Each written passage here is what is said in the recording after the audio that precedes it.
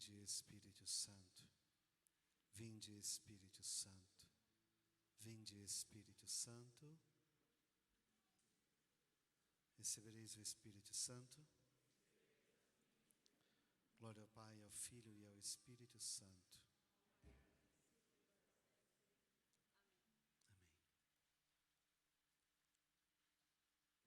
Logo depois da minha nomeação, eu ganhei muitos presentes de alguns irmãos bispos, mas a maioria dos presentes era uma cruz. Eu tenho várias.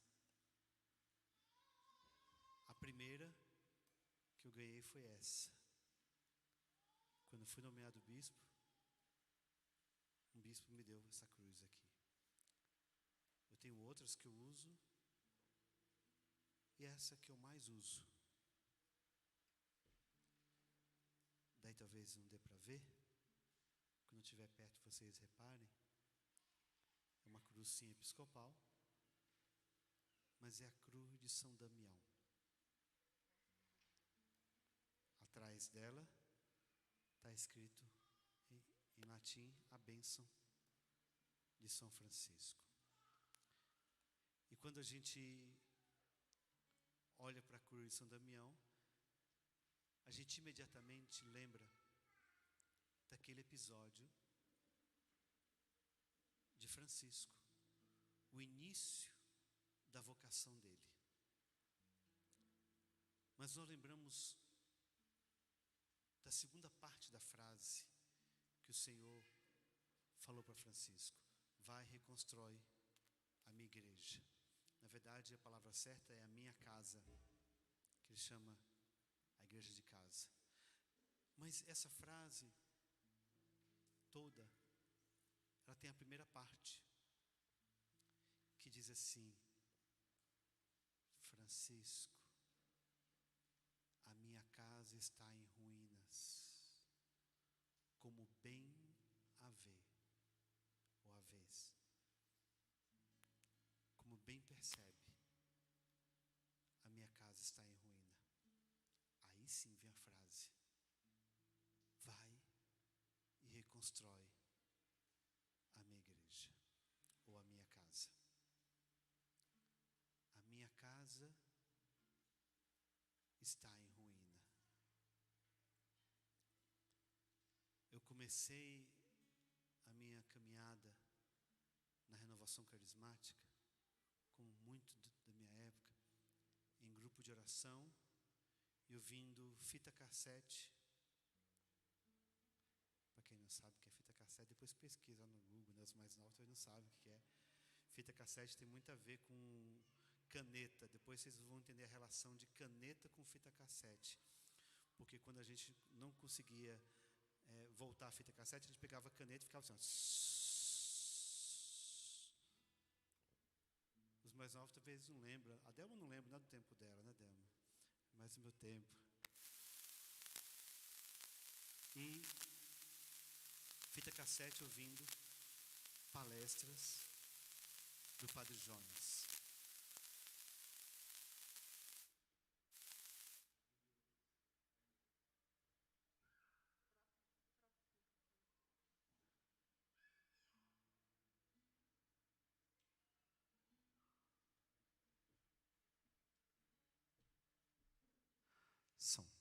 Ouvindo palestras, e a gente sabe cada uma mais ungida do que a outra. Mas quando falava de tempos difíceis, que viria tempos difíceis, tempos de provação, a gente imaginava mais ou menos do que ele estava tentando, o Senhor por meio dele estava tentando nos falar. Hoje vocês entendem? Hoje vocês percebem que estamos bem dentro de tudo aquilo que ele havia nos falado. nós não podemos negar que estamos em tempos difíceis, não só por isso que estamos passando, a pandemia, mas também por tudo que isso acarretou, mas por tudo isso, por tudo que isso também revelou. E aquelas velhas frases, né? Esse tempo veio não para nos fazer doentes, mas para mostrar que já estávamos doentes. E frases como essa. Mas mostra que a nossa casa está em ruínas. Quando começou?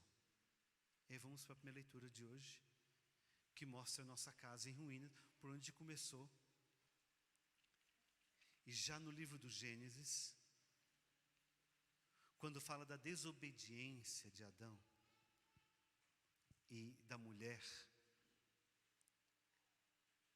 o Senhor Deus, disse o Senhor Deus, cadê? Primeiro ele disse a Adão, onde estás? Esse onde estás, quer dizer, Adão, pela sua desobediência, ele fugiu ao alcance do olhar de Deus. Perde seu lugar, perde a sua vida. E depois ele pergunta à mulher, por que fizeste isso? E depois vem a inimizade. Por inimizade em ti, serpente, a mulher, entre a tua descendência e a dela. O pecado entra no mundo, e junto com o pecado a desordem, e junto com o pecado a ruína. O que é a ruína? É o que sobrou do desastre. Não é verdade? Então, por exemplo, teve um terremoto. Está no tempo do terremoto. Depois que acaba o terremoto, o que sobra? A ruína. Quando a gente vai a Roma, tem a cidade antiga, né? A cidade Città Vecchia, a cidade velha de Roma, mas tem aqueles lugares lindos, aquelas são pedras, são ruínas. Mas é o que sobrou. Então, diante dessa tempestade que estamos passando, nós ainda vamos olhar e ver o estrago que tudo isso fez. Vamos ver que realmente a casa a igreja, o que sobrou de ruínas. Aí entra a palavra do Senhor para nós. Agora vai e reconstrói essa casa. Porque o Senhor diz, aquele que perseverar até o fim será salvo. Então, aqui, e quando mesmo o Senhor, lá em Eclesiástico, diz assim, se entrares para o serviço do Senhor, prepara a tua alma para a aprovação. Então, aqueles que permanecerem e permaneceram em pé, como ela, Maria, diante do Senhor, e não foi diante do Senhor glorioso, foi diante do Senhor crucificado. Ela permaneceu em pé. E aqueles que permanecerem em pé, e para esses o Senhor diz, vai e reconstrói a partir das ruínas que sobraram.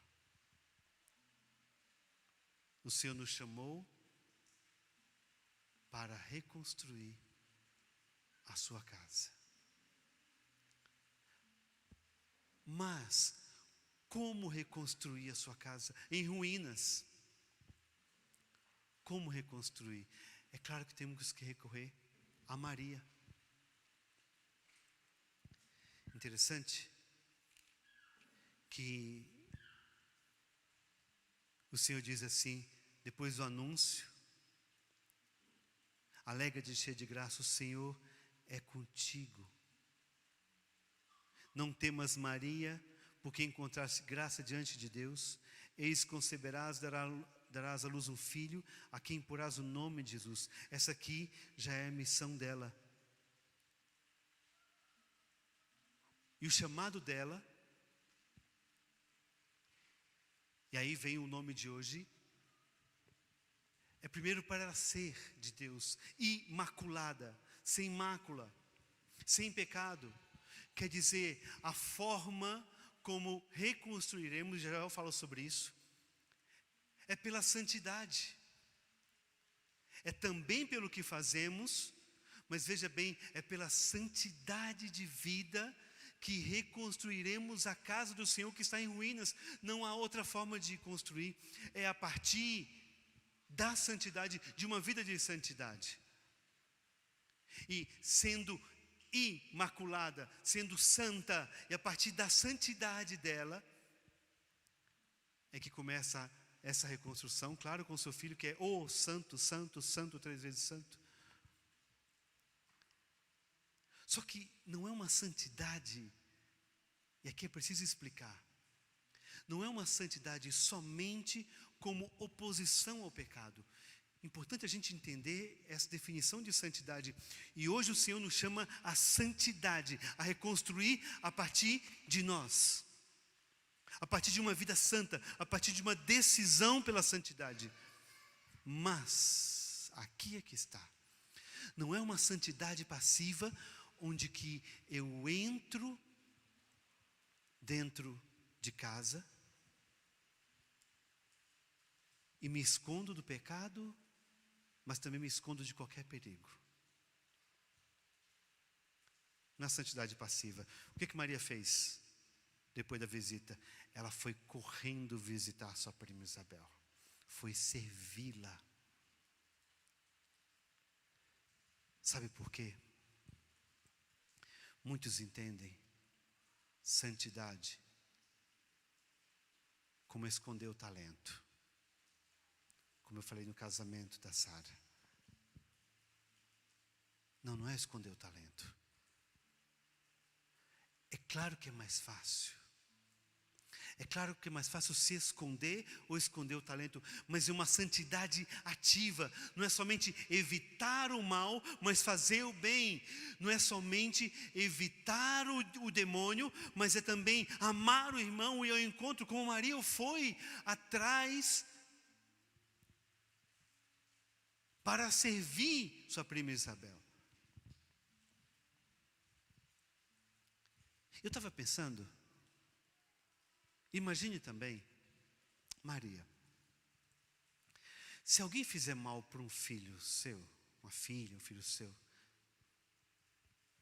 você vai ficar muito bravo, não vai? Bravo, claro que vai. Tenta me entender. Judas trai o filho de Maria. Tudo bem, ele teve o fim que teve.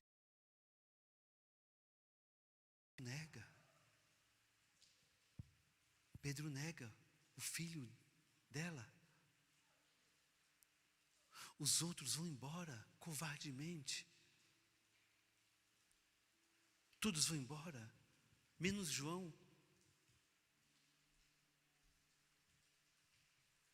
Qual mãe que alguém fizesse isso com o filho não ficaria brava? Mas depois disso, onde estava Maria?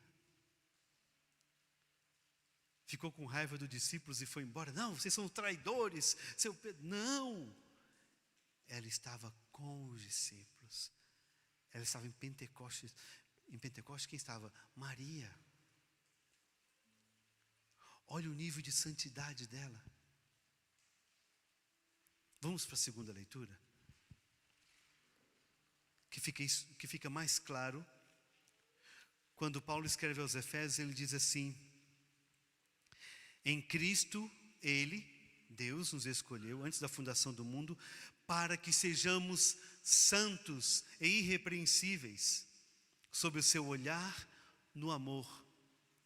Ele nos predestinou para sermos seus filhos adotivos, por intermédio de Jesus Cristo, conforme a decisão de sua vontade. O Senhor nos convoca para reconstruir. Nos preparemos. Já nos preparemos para uma vida santa, mas uma santidade ativa, uma santidade que vai atrás. Não é uma santidade que fica, ou que ficaria, por exemplo, como Maria, se ela fizesse isso. Não, Pedro, meu Deus, Pedro, uma santidade que olha para frente. Uma santidade que vai ao encontro de Isabel. Servir. A santidade, por isso que o nosso Papa tem insistido tanto numa igreja em saída. E em saída quer dizer ir atrás. Sair do comodismo. Porque veja bem, a tentação não é só para pecar. A tentação é para não fazer nada.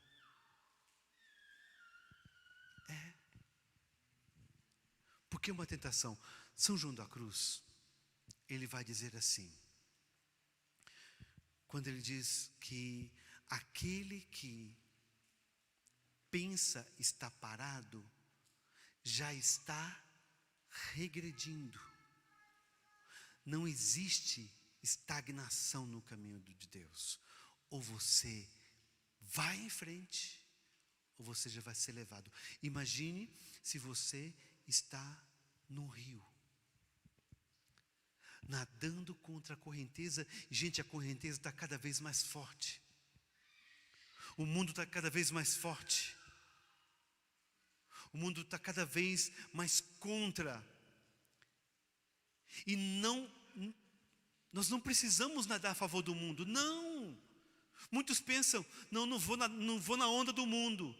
Mas basta não fazer nada, já está sendo levado pelo mundo. Porque o contágio é forte. O contágio da preguiça espiritual é forte. O contágio do comodismo é forte. Por isso que mesmo a missão, ela é pedagógica. Porque ela não nos deixa parar. É a santidade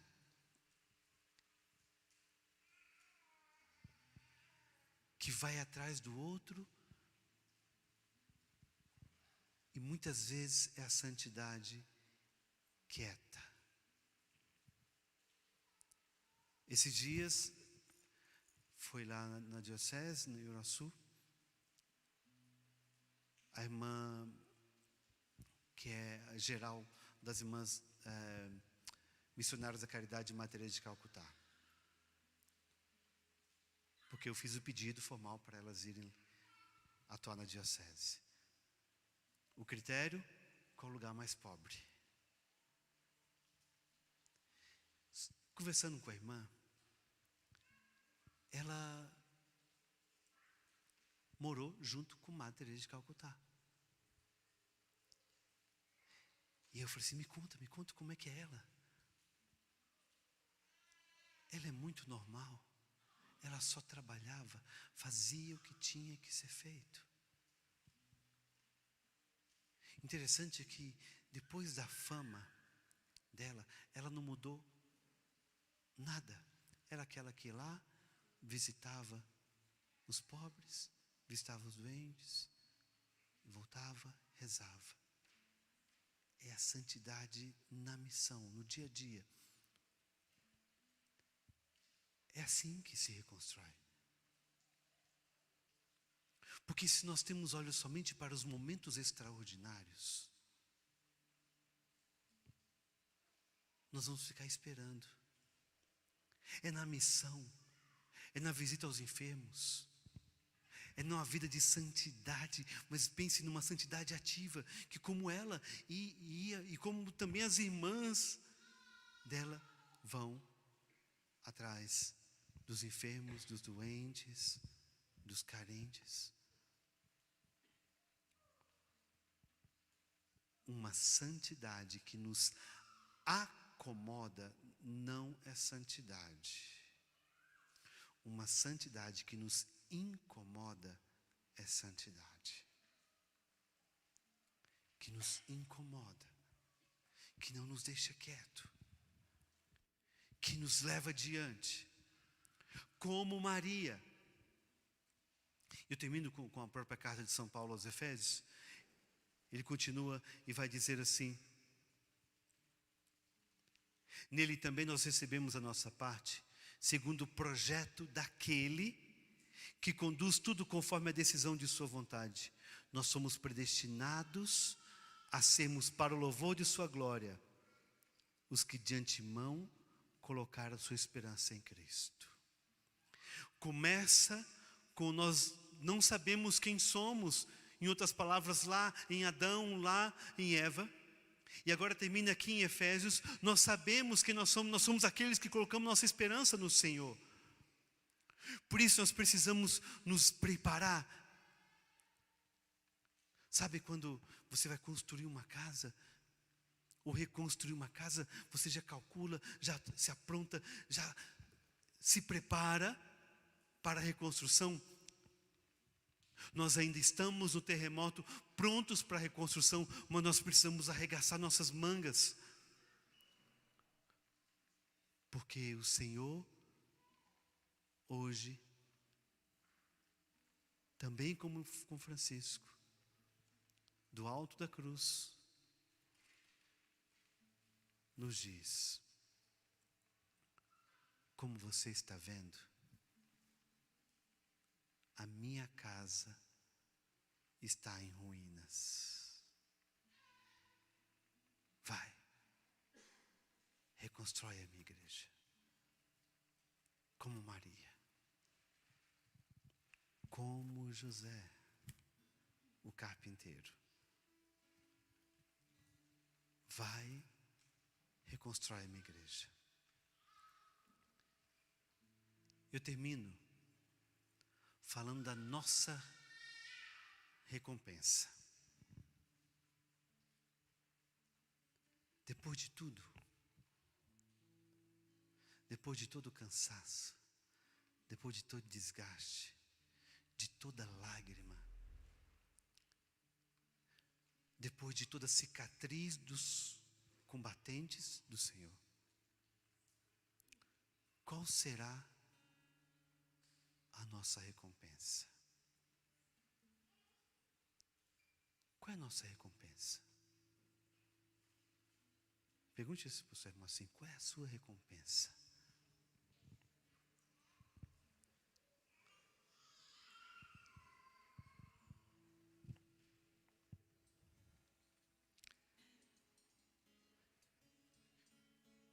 E com a cruz aqui, eu quero que você repete comigo: Senhor, não preciso de recompensa humana, porque o Senhor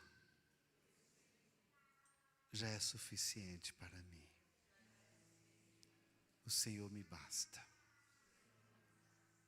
Só o Senhor me basta. Tudo passa, a paciência tudo alcança. A paciência tudo alcança. Só Deus basta. Só Deus basta. Então, qual é a nossa recompensa? O Senhor é suficiente para mim. Agora você se pergunta assim: o Senhor é suficiente para mim? Ou eu ando cobrando dele recompensas? O Senhor me basta. Deus me basta. E pronto. Porque assim teremos a nossa recompensa. E como nós meditamos lá naquela meditação sobre o Pai Nosso, sobre o reino dos céus, Ele me basta. Ele me basta. Olhando para a cruz, pergunta em voz alta mesmo: Senhor, o Senhor é suficiente para mim? Ou eu preciso de recompensas? Só o Senhor me basta? De que mais eu preciso? e diga: Senhor, o Senhor é suficiente para mim. E cante isso com o Léo. Pois Tu és suficiente